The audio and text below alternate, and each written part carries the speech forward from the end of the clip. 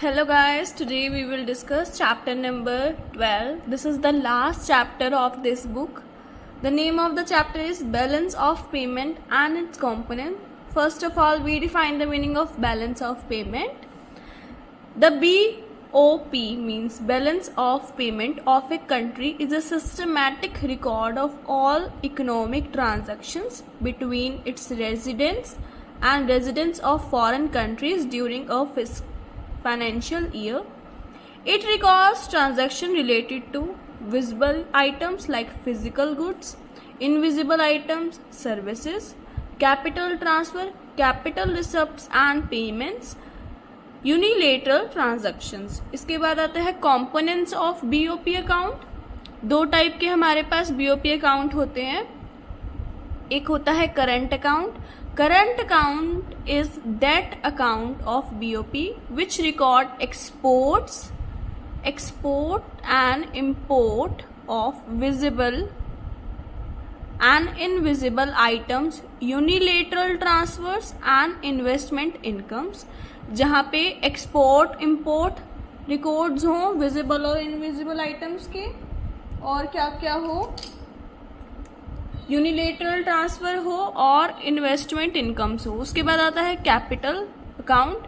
It records capital transfer such as loans, investment. क्या क्या होगा, loan, investment between one country, कितनी country में, one country and the rest of the world, which causes a change in the assets or liability status of the resident of the domestic country or its government. It includes borrowing. क्या क्या include होगा अब ये देखते हैं.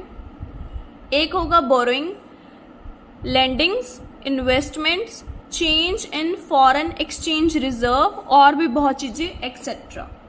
इसके बाद आता है ऑटोनोमस और एकोमोडेटिंग आइटम.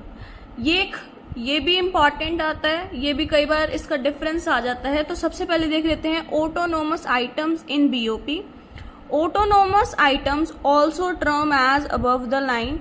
ये बीओपी में अबव द लाइन होती है, ये बिलो द लाइन होती है, ये मैं आपको बाद में बता दूंगी.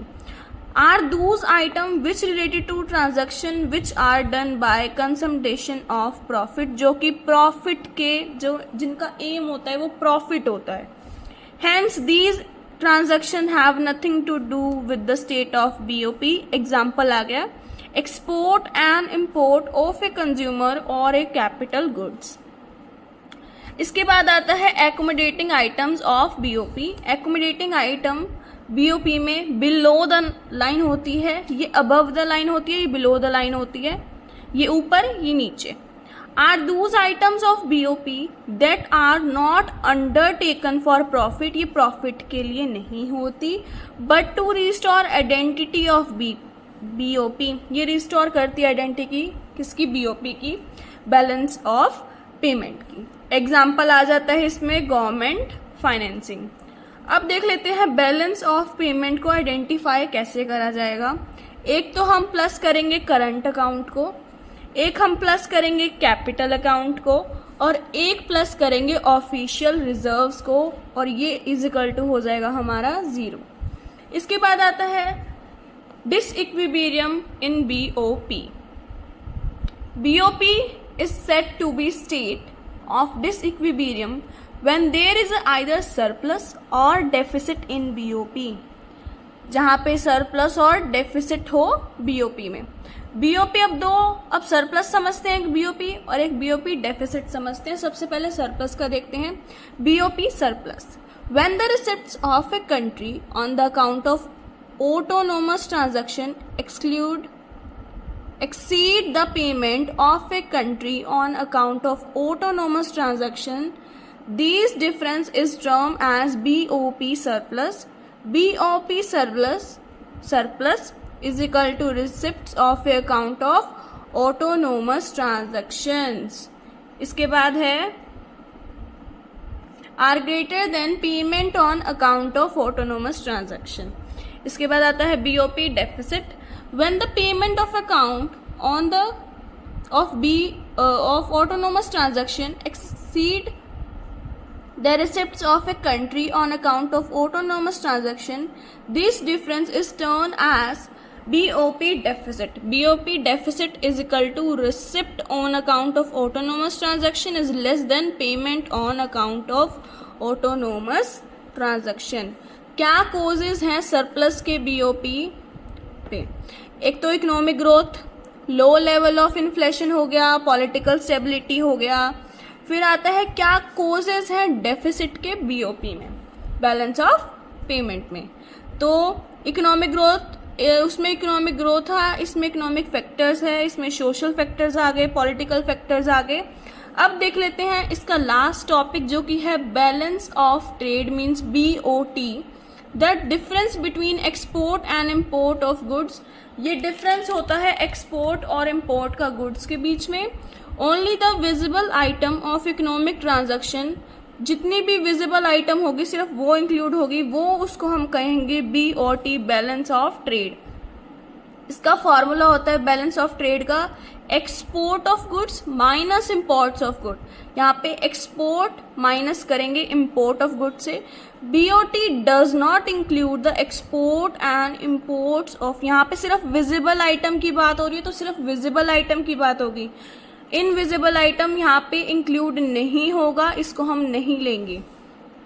जो कि सर्विसेज हैं, जैसे ये सर्विसेज हो गई या कैपिटल ट्रांसफर्स हो गए। सो हमारा चैप्टर तो कंप्लीट हो गया। अब हम कुछ न्यूमेरिकल्स देख लेते हैं, जैसे अकाउंट्स के या फिर बैलेंस ऑफ ट्रेड के, बीओटी के। तो सबसे पहले न्यूमेरिकल है हमारे पास, सबसे पहला the balance of trade shows a deficit of 4000 CR and value of imports are 10,000 CR. What is the value of export? तो यहाँ पे हमारे पास बैलेंस ऑफ ट्रेड है और हमारे पास यहाँ पे इम्पोर्ट की वैल्यू है, तो एक्सपोर्ट की वैल्यू निकालनी है। सो मीन्स बीओटी लिखेंगे हम, यहाँ पे लिखेंगे, यहाँ हम लिखेंगे BOT इज इक्वल टू, हमारे पास क्या क्या गिवन है। सबसे पहले हम लिखेंगे value of export minus value of import. Formula लिख लेंगे जो कि होता है value of export minus value of import. अब हमारे पास यहाँ पे तो है 10,000, यहाँ आ गया 4,000 और बीच में माइनस का साइन लग जाएगा, तो आंसर आ जाएगा हमारे पास 6,000 CR। ऐसे ही अगला है the BOT shows a deficit of ₹500 CR and the value of export is 400 CR। What is the value of export? Formula यहाँ पे फिर से सेम लगेगा, BOT is equal to value of export minus value of import. तो हमें क्या क्या given है? यहाँ पे हमें गिवन है 500 और 400, तो एक हम प्लस कर देंगे यहाँ पे 400 को और एक प्लस कर देंगे हम 500 को, तो आंसर आ जाएगा हमारे पास 900। ठीक है, CR। हाँ जी, तो नेक्स्ट क्वेश्चन है फाइंड करंट अकाउंट। हमें इन लाख में रुपीस दे रखा है। Balance of visible trade 9,000 lakh, export of services 9,000 lakh, import of services 3,000 lakh.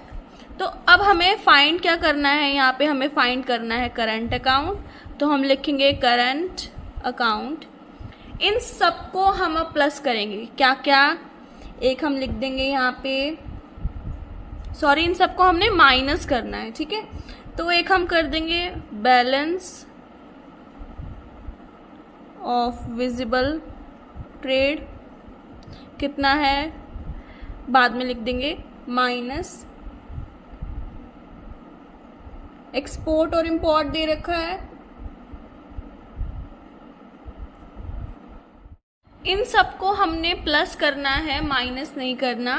Balance of visible trade plus export of services और प्लस हो जाएगा इम्पोर्ट ऑफ सर्विसेज। तो हमारे पास 9,000 प्लस 9,000 प्लस 3,000 होके आंसर आ जाएगा 15,000 CR। ठीक है, नेक्स्ट क्वेश्चन की तरफ मूव करते हैं।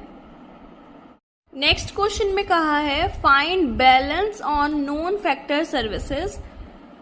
Balance of visible trade 500, income 200, transfers 100, current account balance 900। तो हमें फाइंड क्या करना है, balance on non factor services. तो हम यहाँ पे लिखेंगे कि करंट अकाउंट माइनस करेंगे, यहाँ से क्या माइनस करोगे, बैलेंस ऑफ विजिबल ट्रेड। ठीक है, और उसके बाद माइनस करना है यहाँ से हमने ट्रांसफर्स और फिर माइनस करनी है इनकम।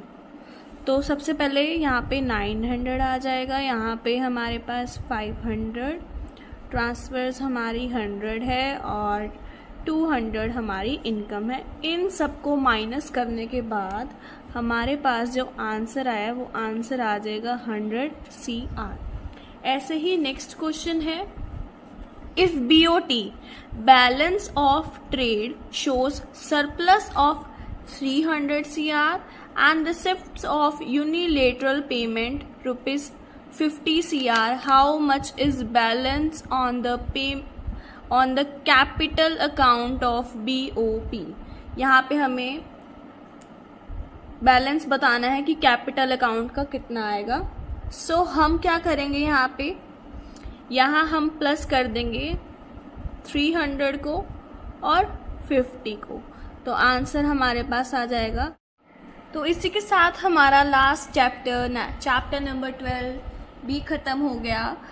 तो अब हमारी मैक्रो इकोनॉमिक्स की पूरी बुक कंप्लीट हो चुकी है। तो अब हम हमारी बिजनेस स्टडी को भी स्टार्ट करेंगे।